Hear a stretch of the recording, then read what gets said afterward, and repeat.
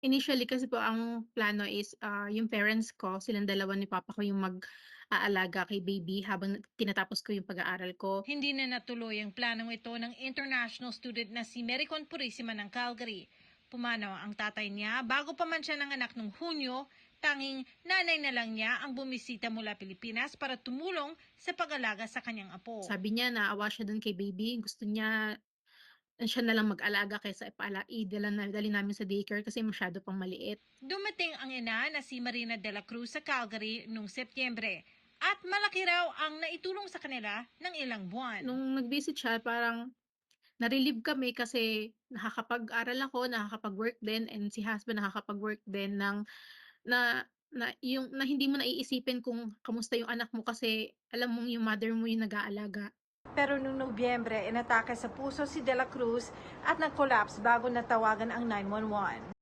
They confirmed that she's having a heart attack, so they rushed my mother to the hospital to Foothills Medical Center, and that's the last time we saw her uh, conscious. 3 araw lamang sa ospital sa Calgary bago pumanaw ang ina.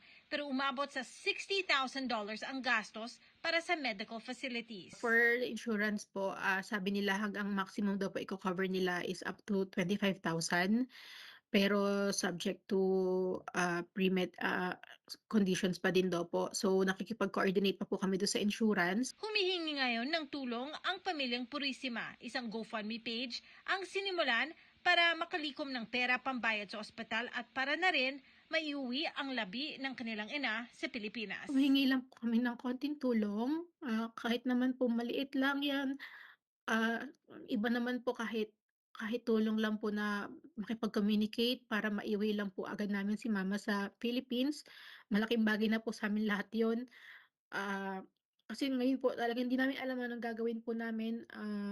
Nag-stop po ako sa pagwo-work kasi wala rin po mag-aalaga kay baby ko. And then si husband ko nag-file lang po ng leave. Ang priority po namin sana is mai-send po si mama sa Philippines kasi alam ko dun po niya gusto kasi kahit naman po nung nandito siya gusto niya hindi naman sa gusto niya na umuwi, nami-miss lang daw niya yung Philippines. Masaya naman siya na kasama niya yung apo niya, pero iba pa din daw po sa'tin kaya alam kong mas gugustuhin po niya na dun sa Philippines din kasama yung father ko po. Teresa Barrera, Omni News, Vancouver.